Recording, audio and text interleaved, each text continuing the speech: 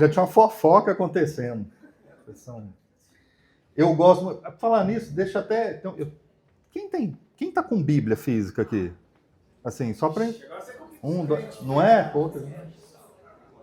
É. Quem é crente de verdade? Não. Mas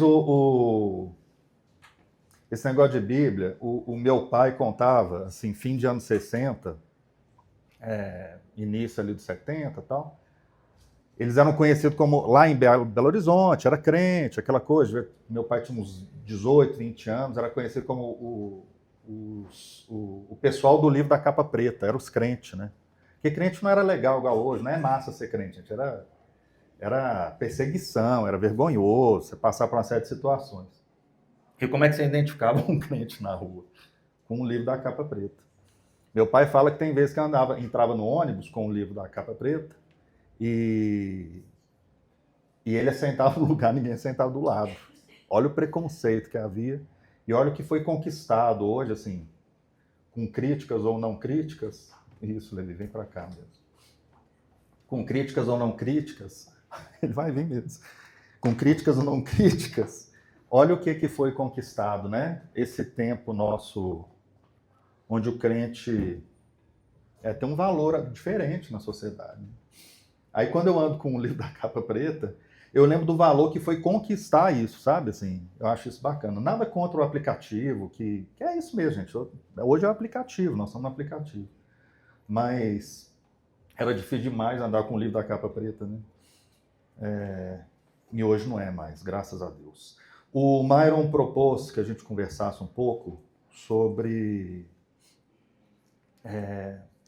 eu não sei como é que a gente chamaria, eu não sei se tem um nome geral, Myron, mas o Myron traz uma ideia assim, vamos falar sobre algumas missões que nós temos que cumprir enquanto discípulos de Jesus, para que a gente consiga alcançar outros lugares. Eu acredito, Myron, a gente não conversou sobre isso, mas pelo menos uma fagulha teve alguma inspiração naquele encontro que a gente teve de homem que chora, que ninguém chorou, não é isso?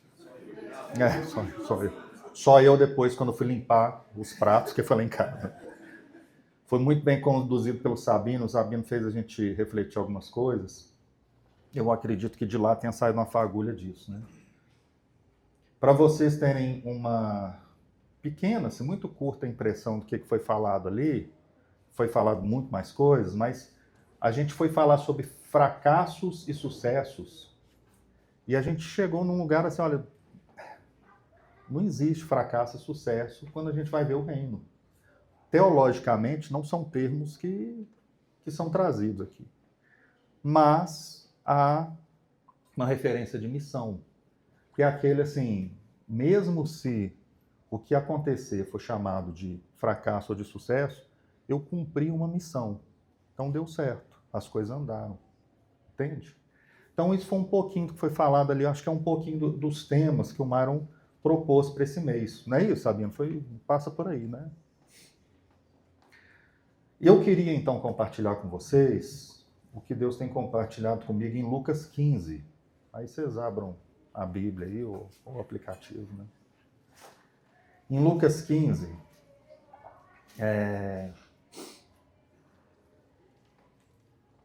nós encontramos 3 parábolas que são muito conhecidas para quem é do meio religioso cristão, né?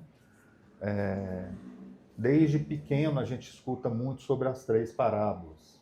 São parábolas simples, objetivas, e talvez sejam as parábolas que tenham uma interpretação que seja mais simples, que chega diretamente ao nosso coração. Porque parábola era uma forma que Jesus usava para falar, justamente porque haviam coisas que não eram para ser faladas só na razão. Tinham coisas que eram para ser faladas num lugar a mais. Então, em vez dele parar e falar assim de forma direta, falar, vocês não prestam e tem que fazer assim, ele parava e falava assim, eu vou contar uma parábola para vocês. E ele fez isso várias vezes. E aqui ele conta 3 parábolas para o mesmo fim, para o mesmo grupo. Porque ele queria falar com aquele pessoal não só coisas que iam para o racional deles, mas fala assim, eu quero alcançar a alma de vocês, eu quero alcançar o coração, eu quero alcançar um lugar diferente. Então, vocês conseguiram abrir aí, Lucas 15?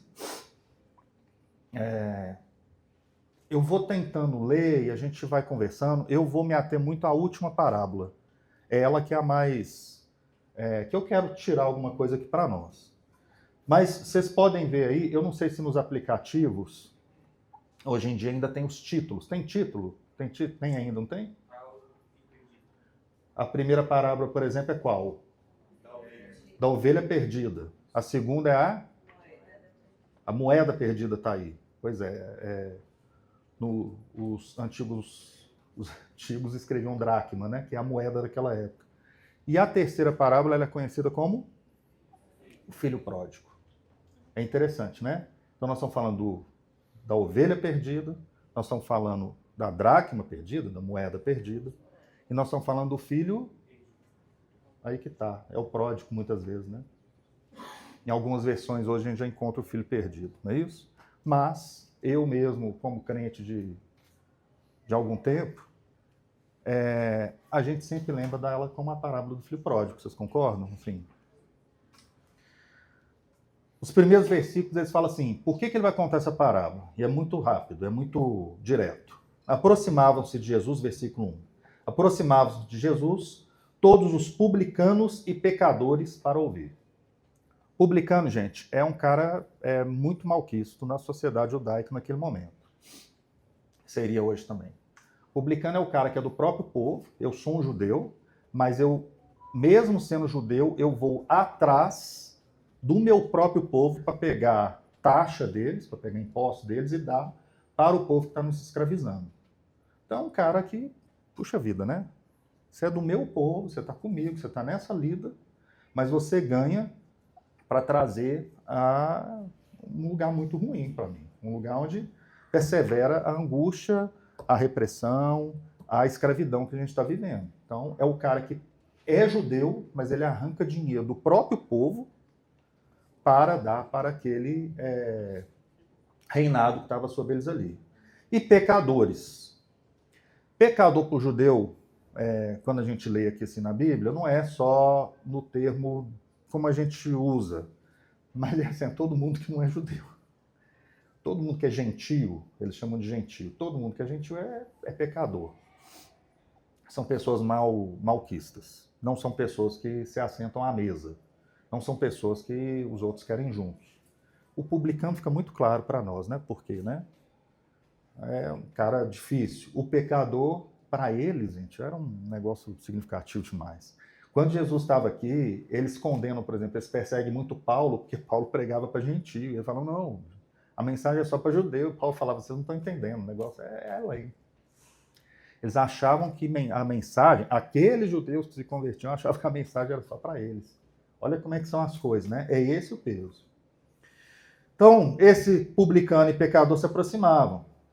E aí, versículo 2 fala assim, e murmuravam fariseus e os escribas, dizendo, esse recebe pecadores e come com eles. Quem são os fariseus e quem são os escribas? São os religiosos da época. Então, é aquele pessoal que está ali em volta da religião, que tinha um peso político, um peso econômico, um peso fortíssimo dentro da sociedade judaica. Eles tinham poder mesmo, eles tinham como mudar, definir situações do povo. Esse pessoal, os religiosos da época, eles questionavam. E não é a primeira vez que eles questionam, a gente sabe de outras vezes, mas, mais uma vez, eles estão questionando. Por que Jesus anda com um pessoal que não presta? Por que eles andam com as pessoas que nós já julgamos e sabemos que não prestam? Eles já têm um rótulo, esse pessoal não vale. Por que faz isso? E aí Jesus escuta. E aí Jesus quer falar ao coração desse pessoal. Porque ele tem muito mais paciência do que eu e do que muitos de vocês imaginam. Porque se fosse eu falava, dá licença, me deixa em paz. Mas Jesus falava, eu vou contar 3 parábolas para vocês. A primeira parábola é da ovelha perdida. Versículo 3. Então, lhes propôs Jesus essa parábola. Qual dentre vós é um homem que, possuindo 100 ovelhas e perdendo uma delas, não deixa no deserto as 99 e vai em busca da que se perdeu até encontrá-la? Achando-a, põe-na sobre os ombros, cheio de júbilo, E indo para casa, reúne os amigos e vizinhos, dizendo-lhes: alegrai-vos comigo, porque já achei a minha ovelha perdida. Digo-vos que, assim, haverá maior júbilo no céu por um pecador que se arrepende do que por 99 justos que necessitam de arrependimento. Gente, quem é um pastor que naquela época também era uma pessoa pobre, não era da classe mais bacana? Que pastor que não tendo 100 ovelhas, não vê uma se perdendo e não vai atrás dela e larga as 99? Que pastor que não faz isso? Nenhum, gente. Nenhum pastor faz isso. A história que Jesus está propondo, ela começa assim, falou, eu vou trazer alguma coisa aqui que é fora da lógica do que vocês têm. Vocês acham legal cuidar só daqueles que já são fariseus, são escribas, que já são religiosos, estão andando com a gente. Deixa eu falar para vocês, eu estou trazendo um negócio diferente.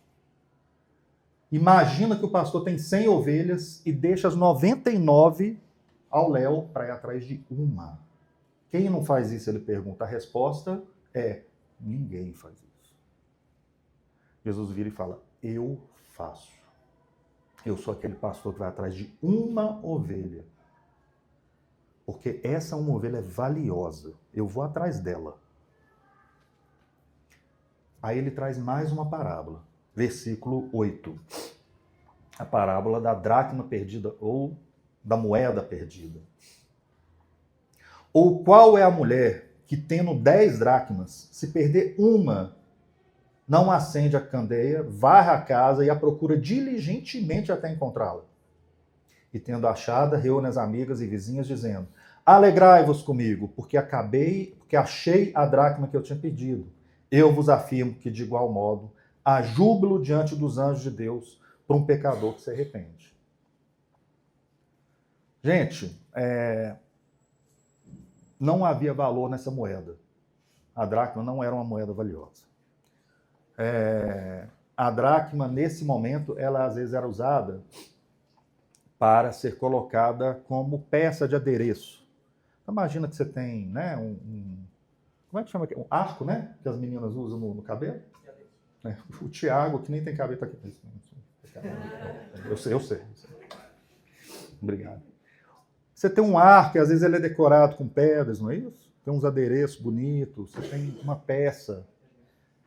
Sabe aquela peça que não vale nada? Que às vezes já soltou, que você tem? É essa. Quem é que não, perdendo essa moeda de tão pouco valor, essa dracma de tão pouco valor, essa pedra valiosa de tão pouco valor, quem é que não perdendo não para tudo, fecha a casa, arruma e vai atrás de uma moeda perdida? A resposta é: ninguém faz isso, gente. A pedra se perde, você sabe, você já deve ter passado por isso lá. O Tiago já passou, né?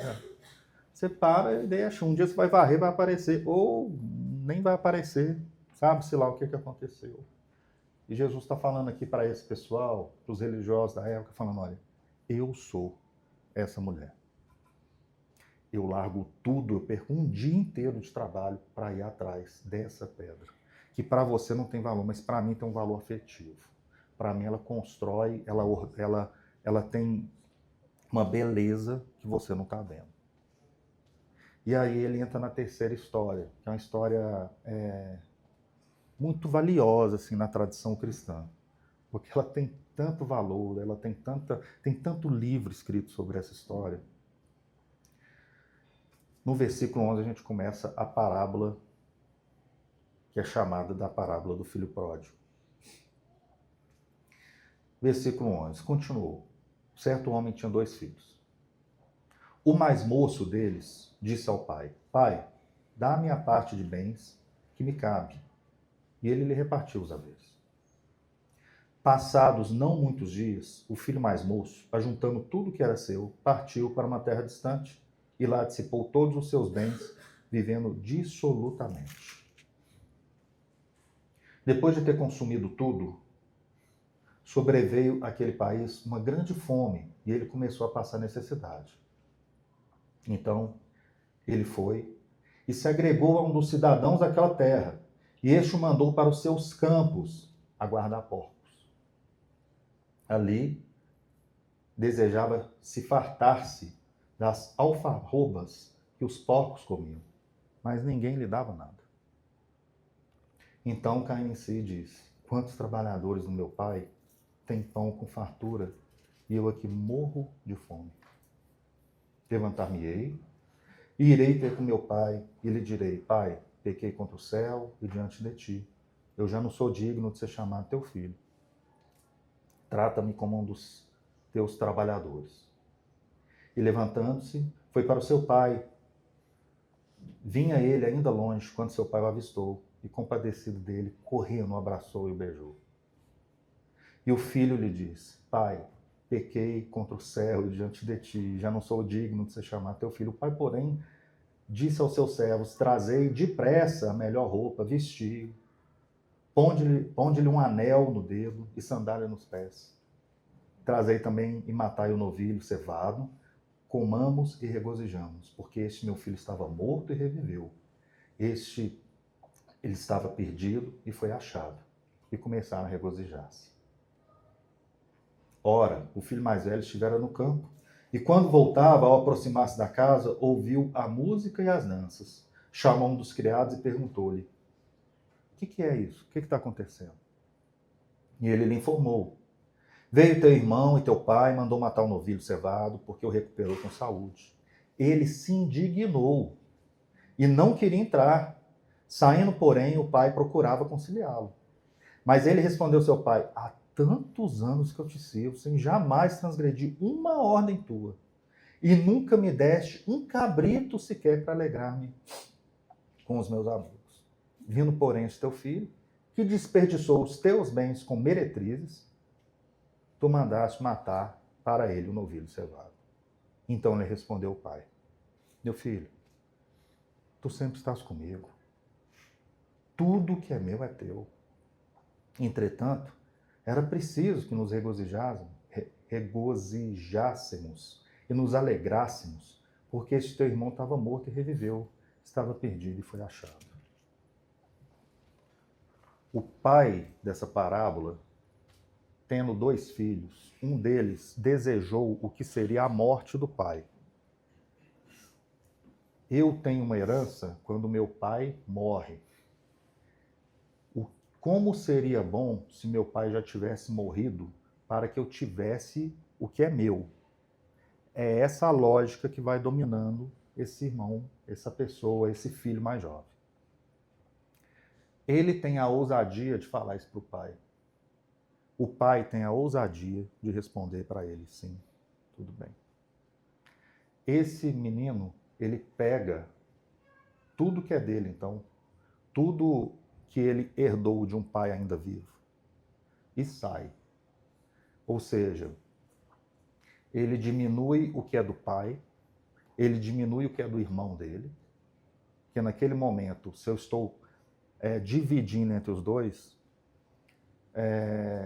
o irmão mais velho já vai perdendo ali alguma coisa que, por acaso, fosse sendo acrescentado na caminhada. A partir do todo. Ele vai embora e ele vai para uma terra distante, porque lá ele pode aproveitar. Nós falamos muito do termo pródigo e muitas vezes a gente nem sabe o que é pródigo, né? Que é uma palavra que a gente não usa muito na nossa cultura. O pródigo é o esbanjador. O pródigo é aquele que gasta mais do que precisa. Que gasta para esbanjar, gasta para se mostrar. Esse é o pródigo. A gente vai lendo a história, a gente vai entender que pródigo fica até um eufemismo, né? Porque esse filho foi um cara muito irresponsável, né? Ele foi uma pessoa muito ruim. O lugar que ele coloca o pai, o lugar de morte, de desejo do pai pela herança, o lugar que ele coloca o irmão mais velho, o lugar que ele se coloca é muito difícil. Ele vai para outras terras porque agora, pronto, ele pode manifestar, pode satisfazer o desejo dele. O desejo dele foi esse: festas e festas. E o irmão mais velho até fala, gastou com meretriz, ele ia para o prostíbulo, gastava dinheiro, estava lá. As circunstâncias da vida aconteceram. aquele país onde aquele cara estava, aquele lugar onde o cara estava, a economia ficou na pior. E ele, que já era um esbanjador e gastava demais, num país onde estava o pior, as coisas foram sendo levadas até que ele esteve com porcos. E lá com porcos, ele desejou comer o que era do porco. E desejando comer o que era do porco, no nível mais baixo que ele podia chegar, ele se lembra do pai. Gente, como é que alguém chega a comer comida de porco? Qual que é o nível mais baixo que uma pessoa pode chegar? Quando a gente para e vê em nossa volta, a gente vê que tem níveis muito baixos que a gente pode chegar. Às vezes a gente acha que a gente aguenta, e vai aguentando até chegar ao nosso porco. Por que esse cara se colocou nesse lugar? Esse cara tem que ter perdido a própria dignidade. Esse cara tem que ter começado a se ver com uma pessoa inferior. Esse cara tem que ter começado a se ver no mesmo valor de um porco. Porque ele se sujeita e aceita chegar até lá. Esse cara, ele começou a se julgar a partir do que ele fez. Eu fiz, eu sou um pródigo. Eu fiz isso mesmo, eu sou ruim. Ele começa a se julgar pelo ato. Eu sou o que eu faço, eu sou o que eu fiz. Quando ele se coloca nesse lugar, e ele começa a se ver como pródigo, ele não vê o que ele é de verdade. Ele tem que chegar até o porco para parar e falar assim, eu nem sou digno mais de ser o que eu era. Eu lembro até que eu tenho um pai, mas eu não sou digno mais de ser filho. Eu sei que tem vários pais aqui, eu sou pai, vocês já viram ali 390 meninos correndo. É tudo meu. Eu tenho 4 filhos, né? O Sérgio estava ali, nossa, é coragem. Eu falei, não é coragem não, filho, é camisinha furada, as coisas deu errado. Mas tá tudo lindo, gente, tá tudo lindo, tá tudo lindo. Amo tudo ele. Esse cara, ele esquece que ele é filho. Que pai que esquece o filho, gente? Eu acredito que até tenha. Eu acredito que o ser humano chega a níveis muito complicados, mas assim, o que é ser pai, né? A gente passou um vídeo aqui do que é ser mãe, né, com vários termos, com brincadeiras, com lugares, mas mostrando assim, a mãe é aquela que vai, né? O pai é esse. Eu não esqueço, meu filho. O filho esqueceu. O filho esqueceu quem ele é, a dignidade que ele tem enquanto filho. O filho esqueceu a dignidade que ele tem enquanto pessoa. O filho deixou de se ver porque ele viu o que ele fazia e ele via que o que ele fez era errado, o que ele fazia era errado, e ele se julgou pelo que ele fez, e julgando pelo que ele fez, ele se humilhou e não se aceitou, e se colocou e se foi até que ele se viu com porcos. E quando ele se viu desejando, falou, eu quero a comida do porco. Ele falou, acho que aqui é o meu nível. Eu vou voltar para o meu pai para ser servo. Eu nem vou voltar para ser filho. Ele ainda não. Ele não aceita mais que ele é filho.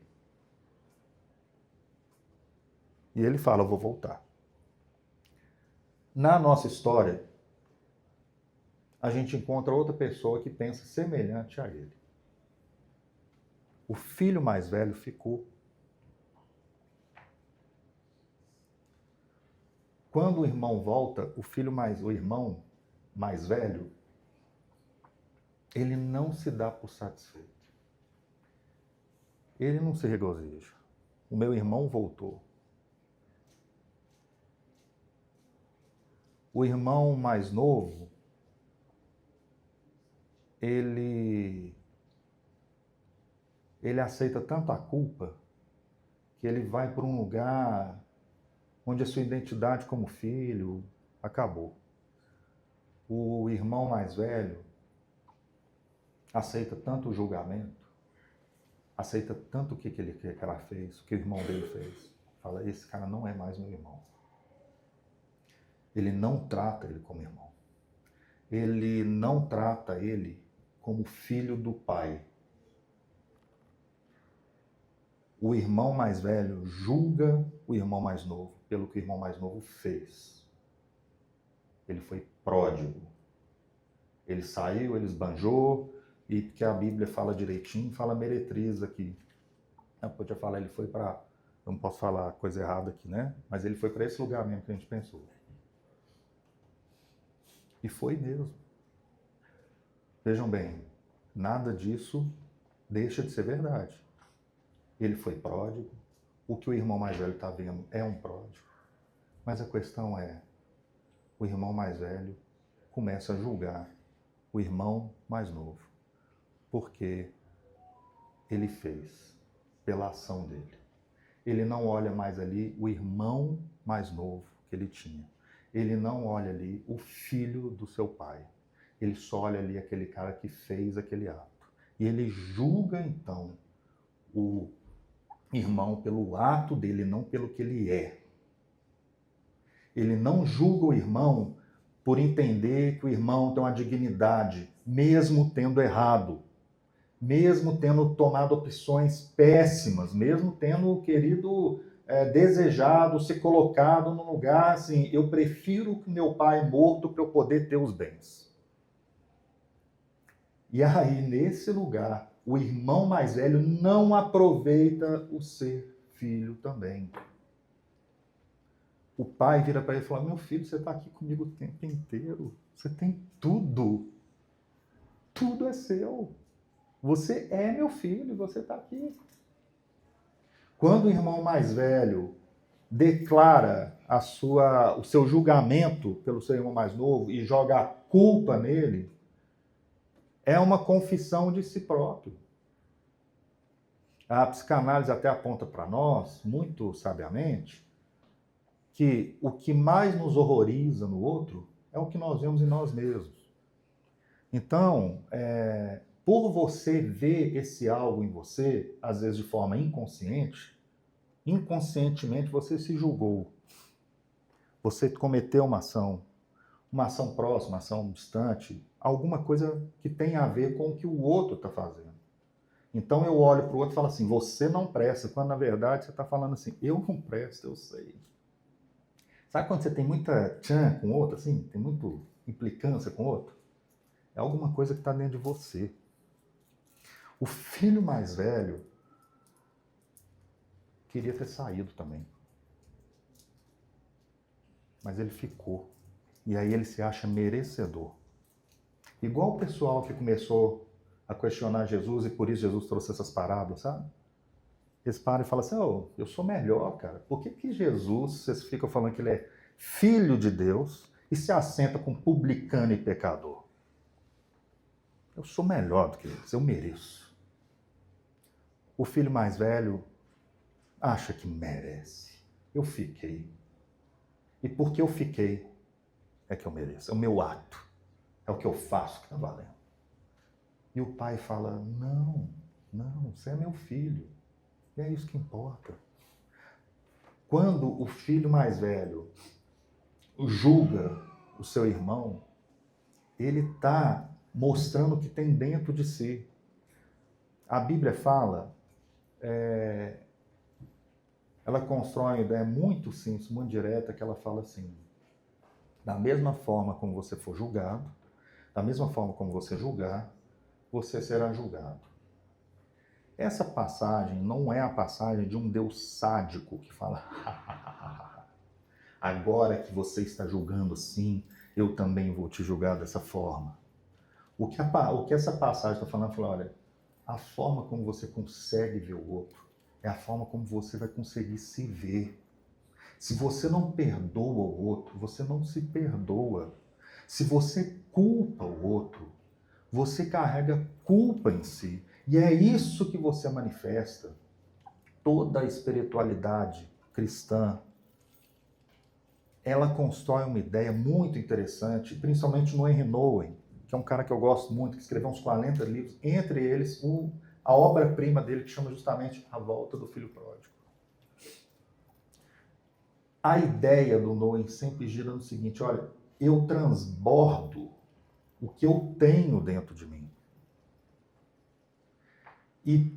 E o que eu transbordo é o que alimenta o que tem dentro de mim. Se você é vinho, você vai transbordar vinho, você não vai transbordar água, não tem como.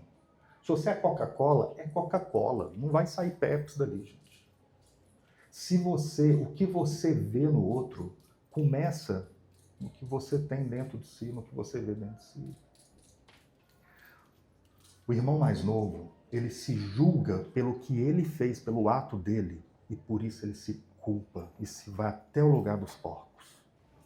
O irmão mais velho, ele ficou em casa e ele julga o irmão pelo ato dele. E quando eu julgo o outro pelo ato dele, nesse momento eu estou me julgando. E tudo que eu estou transbordando para fora volta para mim e me enche. E esse ciclo desse irmão mais velho, ele só é mais bonito para a sociedade. Que bonito, esse ele ficou. O outro saiu, que feio. O outro é pródigo. O outro é pródigo. Esse é o filho que ficou. Que coisa linda. Quando, na verdade, ele também é perdido, igual o outro irmão. Esse pai tinha 2 filhos perdidos. Um foi e o outro ficou. Um era fácil julgar a ação dele, o outro não. Nós fazemos muito isso aí, então a gente constrói rótulos e colocamos rótulos nos outros. Eu, por exemplo, sou pastor divorciado. Lá da cidade onde eu estava vindo de Anápolis, né? Eu sou pastor divorciado. E pior ainda, eu e Suzana somos um casal péssimo. Eu sou o casal divorciado, a Suzana é a mãe solteira. Aí junto os dois, sabe? E é interessante como é que isso aqui passa muito na minha vida, porque eu aceitei o julgamento. Por muito tempo eu aceitei o julgamento. O Myron estava comigo em dores e sofrimentos e angústias profundas. Aceitei. Mas de repente eu comecei a ver, falei, não, eu não sou um cara divorciado. Não sou, eu sou Alexandre. E eu sou o amado do Pai. Eu tenho uma dignidade muito maior do que isso. Eu não preciso aceitar. Ao mesmo tempo, era claro, era nítido, algumas pessoas que vinham trazer esses questionamentos e nos julgavam e me colocavam nesse lugar, que era assim, como... Eram pessoas que às vezes queriam se divorciar, sabe? É interessante. Mas por não ter coragem, por não ser o momento, por entender que não era, pelos motivos deles, eles não se divorciavam, mas olhavam para mim e falavam assim, mas você é o cara divorciado, você não vale.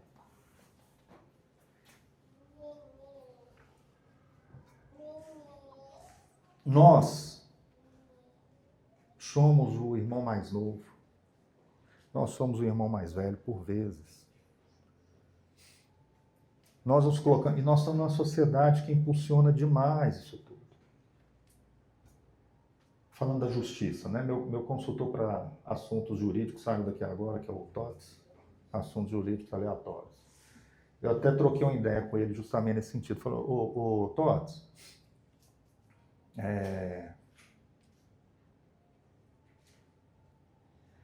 nós chegamos nesse lugar, eu e o TOTS. A justiça julga o ato. A justiça tem que julgar o ato. Ô TOTS, se eu estiver falando alguma besteira, você fica calado, tá? A justiça julga o ato. Ela está aqui para julgar o ato, porque a justiça, ela defende a sociedade. Obrigado, Ana. Obrigado por você estar falando.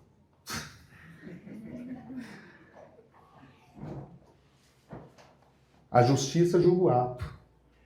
Ela está aqui para isso. Porque a justiça guarda a sociedade. Logo, se uma pessoa assassinou, eu vou julgar o ato de assassinato dela. Você assassinou, você roubou, você cometeu uma infração tão grave que a sua perspectiva, você vivendo nessa sociedade, é questionável. Eu preciso te tirar para te penalizar, para que você possa evoluir, possa melhorar. O que a gente faz com essa pessoa? A gente manda ela para a prisão. E na prisão, ela vai se ressocializar. Nós vamos educar essa pessoa para que ela possa voltar. A justiça julga o ato. Eu não julgo o ato. Mas até a justiça, quando julga o ato, ela não desfaz o ser humano. Ela não desfaz a dignidade própria que cada um tem como cidadão, como ser humano. Então, eu estou julgando uma pessoa para mandar ela para a prisão para ela melhorar e voltar. Mas hoje nós vivemos uma sociedade onde um cubículo que caberia 7 pessoas, eles colocam 43 pessoas.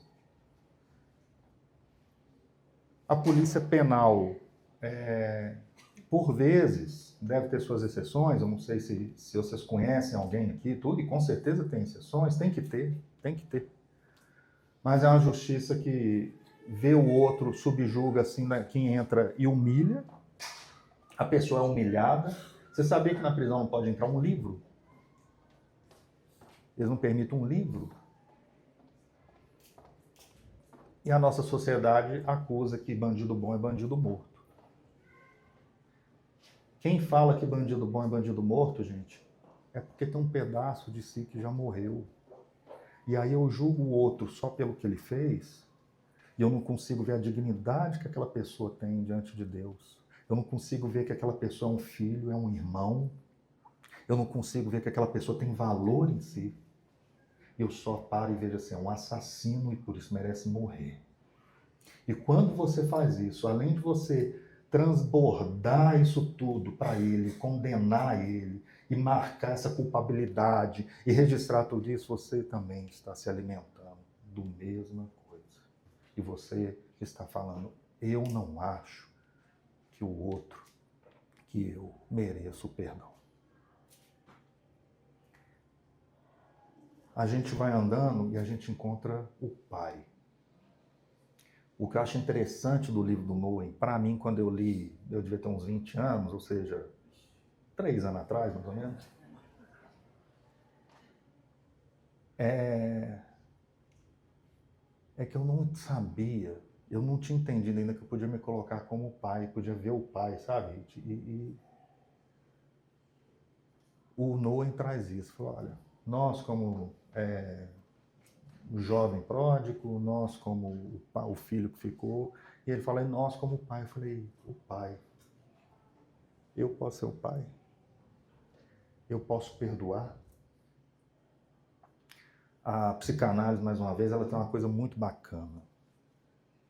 A psicanálise, ela constrói uma ideia de culpa, ela consegue entender as angústias, ela mapeia tudo isso e traz até um ponto.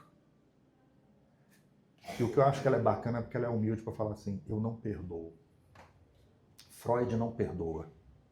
Não que Freud seja ruim, é que Freud não tem a capacidade de perdoar, ele não tem poder, ele não tem autoridade para perdoar. Imagina o Sérgio virar e falar, não, eu te perdoo em nome de Freud. Não tem como, é um personagem histórico registrado que ficou. Nesse lugar que a psicanálise traz a gente, entra Jesus e fala assim, eu perdoo. Eu sou o pai que perdoa. Agora eu entro. Você entendeu a angústia? Você entendeu a culpa? Eu perdoo. Eu posso, porque eu morri na cruz. Eu ressuscitei. É aí que está. O pai, ele nos traz para esse lugar e ele não vê o que o filho fez. O filho vem chegando e imagina as pessoas olhando, todo mundo fofocando, todo mundo questionando. O irmão mais velho chega depois e vai questionar indignado depois, porque se entendia numa justiça própria, num lugar seu, e o pai só olha para o filho chegando. Não é um filho pródigo, gente. É um filho perdido. Os títulos que entraram na nossa Bíblia, eles entraram lá em 1227.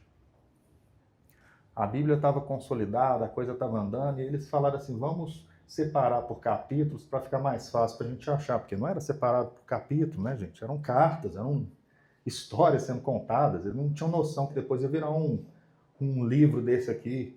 Não era essa a ideia. E aí depois editores foram colocando títulos. A ovelha perdida, a dracma perdida. E o filho que deveria ser perdido, a gente julga ele e coloca o pródigo. O pai só olha e fala assim, eu não vejo pródigo nenhum aqui. eu só vejo meu filho, ele voltou, troca a roupa dele, porque isso não é roupa do meu filho. Traz o anel, porque o anel é o símbolo da minha paternidade, da minha relação com esse cara. E falo mais, pega o maior novilho que nós temos aí, aquele que já está, e hoje nós vamos ter uma festa. Porque esse meu filho, ele estava perdido, mas hoje nós encontramos ele. Esse filho meu, para mim, parecia que estava morto, eu não sabia dele, eu não tinha notícia nenhuma, ele está vivo. E é só isso que importa. Jesus está falando lá para aqueles fariseus, saduceus, essas 3 histórias. São histórias sem lógica dentro do padrão do mundo que a gente vive. Onde a gente cancela uma pessoa de forma fácil pela internet, porque ela falou uma coisa diferente, porque ela agiu de uma forma diferente.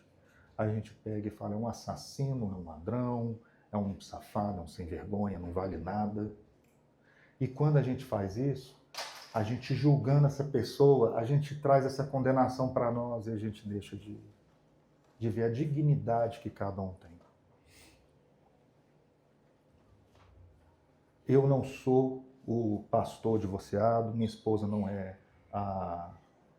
O que ela é mesmo? A mãe solteira. Viu? Tanto que eu não sei o que ela é. Você não é o ladrão, você não é o safado, você não é a pessoa que errou demais com seu filho, você não é a mãe que largou, você não é a pessoa, você não é isso. Você não é a ação, você não é o que você faz, você é muito mais do que isso. Quando o pai te olha, o pai não olha só esse momento que você viveu, essa escapatória para o seu desejo, que muitas vezes a gente não consegue nem entender o que é. Fala, por que eu faço isso? Paulo já falava assim, o que eu queria fazer, eu não faço, o que eu faço, eu não queria. Aquela confusão que ele está apontando para nós assim, às vezes a gente não entende e Deus olha para nós e fala assim, eu entendo, porque eu sou o pai e a casa está sempre aberta. Não se julgue pelo que você é. Não carregue essa culpa. Não julgue o outro pelo que ele é. Você não tem capacidade de fazer isso. A dignidade dessa pessoa é maior do que qualquer palavra que você possa falar. E ainda assim a sua palavra pode levar maldade, pode levar ruindade, pode levar julgamento.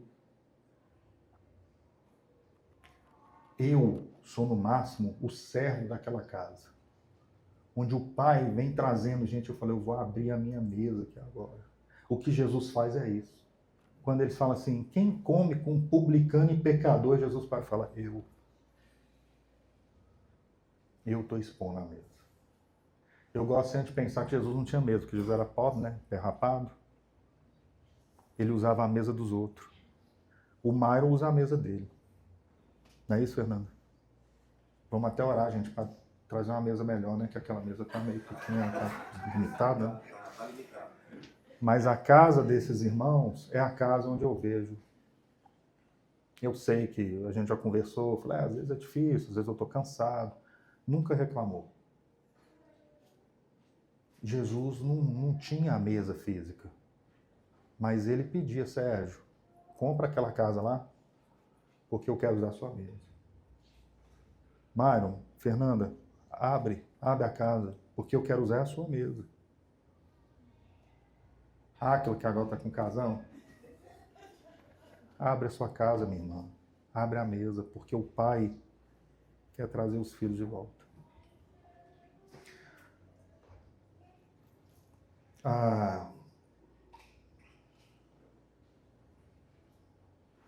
Eu enganei o Mário. O Mário pediu uma... O Mário passou algumas datas e falou assim, escolhe a data que você pode estar. Aí eu falei, não, qualquer uma. Eu vou nessa data, mas pode me dar o tema que você quiser, que ele já tinha desenhado os temas. Aí ele ainda falou assim, não, tá esnobando, né? Qualquer tema. Mas é porque eu não ia falar necessariamente o tema. Não é isso, Mário? Você está vendo aqui. Mas eu queria trazer o tema dessa missão, quando o Myron traz, que eu falei assim, eu tenho algo para falar, só não tratei isso com mais, eu falei, eu tenho algo para falar que eu acho que é sobre essa missão. E a nossa missão é não julgue. Não julgue. Para que você possa ser, de verdade, o filho amado do Pai.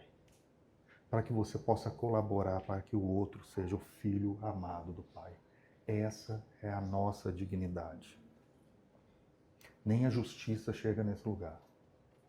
A justiça para e fala assim, a dignidade de um cidadão. O Pai fala, a dignidade de ser meu filho. Da minha casa está sempre aberta. Essa é a nossa missão. Sem essa, eu acredito que todas as outras ficam limitadas. Que você não vai conseguir se ver, você não vai conseguir ver o outro indo para os porcos, você não vai conseguir se ver indo para os porcos.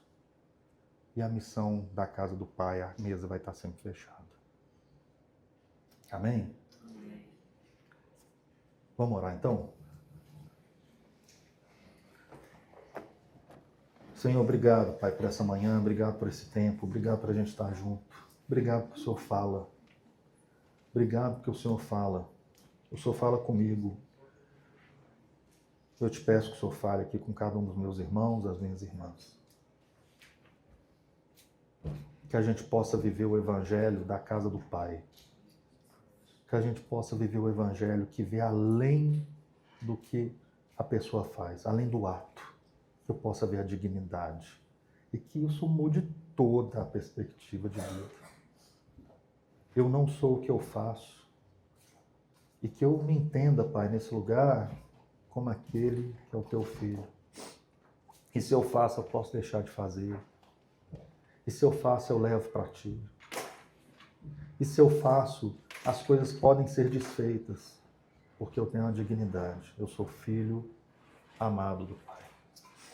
Guarda essa mensagem no meu coração, guarda essa mensagem no coração de cada um de nós. E que possamos viver a igreja a partir. Que a gente possa cumprir nossa missão a partir disso. Que a nossa missão seja essa. Que a gente possa levar o teu amor aonde quer que a gente vá. Um amor que não julga. Um amor que só abre a casa. Em nome de Jesus. Amém.